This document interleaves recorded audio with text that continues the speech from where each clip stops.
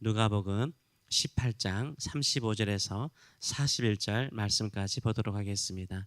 오늘 이 말씀을 가지고 예수님께서 다 하셨음에도 불구하고 칭찬하시는 믿음, 예수님께서 다 하셨음에도 불구하고 칭찬하는 믿음이라는 제목으로 같이 은혜를 나누기로 원합니다. 믿음이 있습니까? 아멘. 우리는 믿음이 있는 줄 믿습니다. 믿음이 있기 때문에 이 새벽에 나와서 기도하는 줄 믿습니다. 여러분은 무엇을 믿고 있으며 또 여러분의 믿음을 어떻게 표현하고 계시는지요? 예수님께서 여리고 성을 들어가려고 할 때 그 주변에 한 맹인이 있었습니다. 근데 이 맹인의 눈을 뜨게 하셨는데 이때 이 맹인을 예수님께서 칭찬하십니다. 뭐라고 칭찬하시냐면 42절의 말씀을 보게 되면 예수께서 그에게 이르시되 보라 네 믿음이 너를 구원하였느니라 라고 말씀하세요. 여기서 보라 라는 말은 눈을 떠라, 눈이 회복되어라 이런 말씀이거든요. 눈을 회복되라 라고 명령하시면서 예수님께서 칭찬하시기를 네 믿음이 너를 구원하였다, 네 믿음이 너의 눈을 치유하였다 라고 칭찬하십니다. 예수님께서 이 맹인의 믿음을 칭찬하십니다. 예수님께서 칭찬하시는 이 믿음은 어떤 믿음일까요? 첫째는 온전한 지식을 가진 믿음이었습니다. 이 맹인은 예수님에 대한 정확한 지식을 가지고 있었습니다. 35절에서 38절까지 이렇게 설명을 하고 있습니다. 여리고에 가까이 가셨을 때 한 맹인이 길가에 앉아 구걸하다가 무리가 지나감을 듣고 무슨 일이냐 물은데 그들이 나사렛 예수께서 지나가신다 하니 맹인이 외쳐 이르되 다윗의 자손 예수여 나를 불쌍히 여기소서라고 간구하게 됩니다. 예수님께서 여리고성 가까이 가셨을 때 한 맹인이 길가에서 구걸하고 있었습니다. 이때 많은 사람들이 웅성웅성거리는 것입니다. 한 무리가 지나가는 것이 느껴지는 것입니다. 보지 못하지만 소리를 들으면 많은 사람이 지나간다는 것을 알게 되잖아요. 그래서 궁금해서 주변 사람에게 물어봤습니다. 무슨 일이 있어? 무슨 일이 있어? 이렇게 물어보니까 사람들이 나사렛 예수가 지나간다라고 말해요. 이 나사렛은 예수님의 이름을 말하는 것이 아닙니다. 나사렛은 지방 이름이에요. 나사렛 출신의 예수라는 말입니다. 나사렛 출신의 예수가 지금 지나간다라고 이야기를 하죠. 이때 맹인이 예수님을 뭐라고 부르죠? 성경 보시면요, 나사렛 예수여 안 부릅니다. 무리들은 나사렛 예수가 지나간다라고 말할 때 이 맹인은 나사렛 예수라고 부르지 않아요. 뭐라고 부르죠? 다윗의 자손 예수여, 다윗의 자손 예수라고 부르고 있어요. 군중들이 말하는 대로 예수님을 부르는 것이 아니라 자신이 알고 있는 믿음대로 예수님을 부르고 있는 것을 우리가 알 수 있습니다. 예수님을 향해서 다윗의 자손이라는 것은 예수님을 단순히 한 인간적인 나사렛 출신의 예수라고 말하는 것이 아니라 구약 성경에서 예언한 다윗의 후손으로 오실 메시아 그리스도, 우리를 구원하실 그리스도, 이 그리스도를 믿고 지금 부르짖고 있는 거예요. 맹인은요, 단순하게 사람들이 인정하는 예수로 부르는 것이 아니라 나의 구주, 나를 구원하실 분, 나를 회복하실 회복자이신 다윗의 후손이신 예수님을 부르고 있는 것을 볼 수 있습니다. 첫 번째, 이 맹인이 이렇게 간절하게 기도할 수 있었던 것은 한 인간의 예수님이 아니라 우리를 구원하시는 구세주 예수님을 믿고 간구하고 있는 것을 우리가 볼 수 있습니다. 두 번째로는 이 사람은요, 주님의 자비를 구하는 믿음을 가지고 있습니다. 나를 불쌍히 여기셔서 나에게 mercy, 자비를 베풀어 주소서라고 간구하고 있습니다.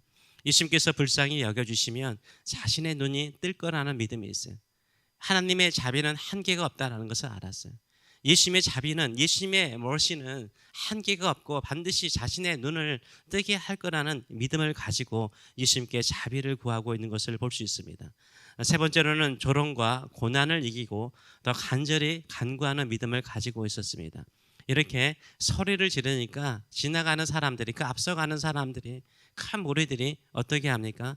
조용해, 조용해 이렇게 꾸짖는 거예요. 예수님께서 어디에 계시는지 모르기 때문에, 이 맹인은 보이지 않기 때문에 더 큰 소리로 외쳤겠어. 다윗의 자손 예수여 나를 불쌍히 여기소서. 한 번만 한 것이 아니라 수십 번 큰 소리로 외치니까 무리들이 좀 조용히 해, 이렇게 부드럽게 이야기한 것이 아니라 조용히 해, 꾸짖는 거예요. 사람들이 여기저기서 꾸짖는 거예요. 조용해, 조용해, 꾸짖는 거예요. 꾸짖으면 좀 미안한 마음이 들어서라도 조용해야 될 거 아니에요? 근데 이 맹인의 반응은 무엇입니까? 더 큰 소리로 간구했다라고 말하고 있어요. 39절의 말씀을 보게 되면 앞서가는 자들이 그를 꾸짖어 잠잠하라 하되 그가 더욱 크게 소리를 질러 다윗의 자손이여 나를 불쌍히 여기소서라고 외쳐댑니다. 더 큰 소리로 외쳐댔다라고 말하고 있습니다. 주변 사람들이 협박하거나 주변 사람들이 무시하더라도 더 간절히 외치는 모습을 볼 수 있습니다. 주변 사람들이 우리가 열심히 기도하고 믿음으로 살려고 하면 이렇게 우리를 꾸짖을 때가 많습니다. 좀 조용히 믿어. 예수님을 믿더라도 조용히 좀 믿어. 기도를 하더라도 좀 조용히 기도해. 그럴 수도 있잖아요. 좀 조용히 신앙생활해. 왜 이렇게 티나게 그렇게 신앙생활을 하려고 그래. 이렇게 꾸짖는 소리가 우리 안에 있을 수 있습니다. 주일만 한번 나가면 되지 무슨 새벽 기도야. 이런 핍박과 조롱을 받을 때도 더 크게 주님께 부르짖는 저와 여러분 되시길 축원합니다. 하나님께서 반드시 구원하실 뿐만 아니라 크신 역사를 이루어 주실 줄 믿습니다. 아멘. 네 번째로는 자신이 간구해야 될 소원을요 정확하게 표현하고 있는 믿음이었습니다.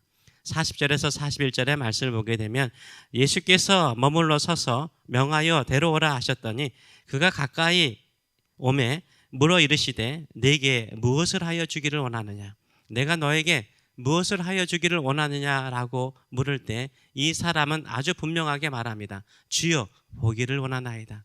주님 나는 보기를 원합니다라고 분명하게 말하는 것을 볼 수 있습니다. 예수님께서 맹인에게 네 소원이 무엇이냐 물어봤을 때 맹인은 즉시 나는 보기를 원합니다라고 말을 하고 있어요. 우리가 기도를 하러 왔음에도 불구하고요 무엇을 간구해야 될지 모를 때가 있어요. 그냥 멍하니 앉아있다 가기도 하죠. 이것도 우리에게 평안을 주기도 하고 하나님의 임재를 깊이 느끼면서 삶의 위로를 얻을 수 있습니다. 그러나 기도의 응답이 없을 때는요 가끔 우리의 소원이 무엇인지 분명하지 않을 때가 있어요. 내가 무엇을 구하고 있는지 확실하지 않을 때가 있어요. 구체적이지 않을 때가 있어요. 주님이 물으실 때 확실하고 분명하게 답할 수 있는 저와 여러분 되시길 축원합니다. 그래서 지금 예수님께서 여러분에게 무엇을 하여 주기를 원하느냐? 내가 너를 위해서 무엇을 하여 주기를 원하느냐? 지금 속으로 한번 대답해 보세요. 아멘. 그것을 분명하게 말씀하실 수 있어야 돼요. 그 소원을 분명하게 말씀하실 수 있어요. 하나님께서 그 모든 것을 응답하여 주실 줄 믿습니다. 다섯 번째로는 예수님을 따르는 믿음을 가지고 있습니다. 이 맹인이 예수님께서 네 믿음이 너를 구원하였다라고 말할 때 즉시로 이 맹인이 보게 됩니다. 보게 됩니다. 그리고 하나님께 영광을 돌리고 예수님을 따랐다라고 말하고 있습니다. 43절의 말씀을 보게 되면 곧 보게 되어 하나님께 영광을 돌리며 예수를 따르니 백성이 다 이를 보고 하나님을 찬양하니라 라고 말하고 있어요. 하나님께 영광을 돌리고 예수님을 따르는 믿음을 가지고 있어요. 그것을 통해서 주변 사람들에게요 하나님께 찬양하고 하나님께 영광을 돌리게 만드는 거예요. 보지 못하고 구걸했던 사람이 눈을 떠서 보게 되면서 예수님을 따르니까 저 구걸하는 사람이 어떻게 보게 되지? 예수님이 고쳐주셨대. 그러면 사람들이 그 모습을 보고 하나님께 영광을 돌렸다라고 말하고 있습니다. 이 예수님께서 칭찬하는 이 맹인의 믿음은 무엇이었습니까? 첫째는 예수님이 단순한 나사렛 예수, 인간적인 예수님이 아니라 나를 구원하러 오신 구세주 예수 그리스도라고 온전한 지식을 가지고 있었습니다. 두 번째, 예수님께 자비를 구하죠. 불쌍히 여겨달라고 간구합니다. 세 번째, 주변 사람들의 그 많은 박해와 무시 속에서도 더 크게 간절히 간구하는 것을 볼 수 있습니다. 그리고 예수님께서 네 소원이 무엇이냐라고 물었을 때 분명하게 자기가 원하는 바를 말하고 있습니다. 다섯째로는 치유받고 난 다음에 돌아가는 것이 아니라 예수님을 따름을 통해서 하나님께 더 큰 영광을 돌리고 있는 것을 볼 수 있습니다. 그렇다면 이 맹인이 고침받는 것은 이 맹인의 믿음 때문입니까? 예수님 때문입니까? 이 맹인의 믿음 때문입니까? 예수님 때문입니까? 한번 생각해 보세요. 이 맹인이 예수님이 아닌 우상 앞에 가서 눈뜨게 해달라고, 의사들 앞에 가서 눈뜨게 해달라고 했으면 눈 떠졌을까요? 이 사람이 치유받은 것은요 예수님께 와서 예수님께 구했기 때문인 거예요. 예수님이 치유해 주신 거예요.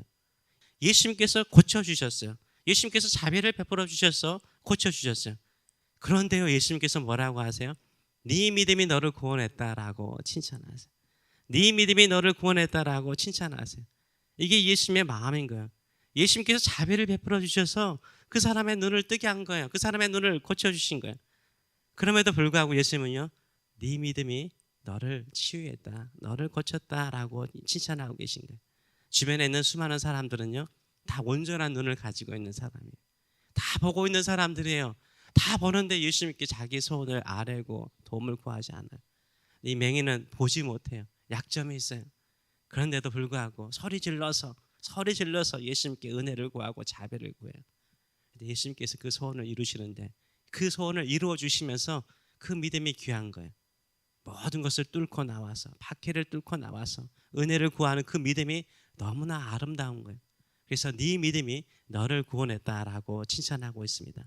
우리가 그런 믿음의 사람 되기를 원합니다. 예수님께서 다 하셨음에도 불구하고, 예수님께서 우리 인생을 다 이끌어 가셨음에도 불구하고, 예수님이 축복하셨음에도 불구하고, 예수님께서 그 모든 일을 하셨음에도 불구하고, 우리의 이 작은 믿음, 우리의 작은 외침을 기쁘게 받으시고, 네 믿음이 너를 구원하였다, 네 믿음이 너의 인생을 복되게 하였다, 이렇게 칭찬받는 저와 여러분 되시길 축원합니다. 아멘. 기도하겠습니다.